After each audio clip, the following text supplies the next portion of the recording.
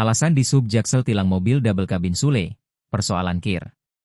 Kasudinhub Jakarta Selatan Bernard Pasaribu menanggapi soal mobil double kabin atau kabin ganda milik komedian Sule ditilang petugas Dinas Perhubungan, Dishub, Jakarta Selatan di Jalan Veteran, Pesanggerahan, Kamis, 25 September 2025, pagi. Mobil double kabin ditilang karena dokumen uji kelaikan kendaraan, KIR, sudah habis masa berlakunya.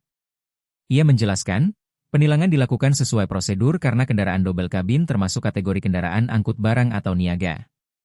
Kendaraan tersebut wajib melakukan uji kelayakan berkala setiap 6 bulan, terlepas dari apakah sedang membawa barang atau tidak.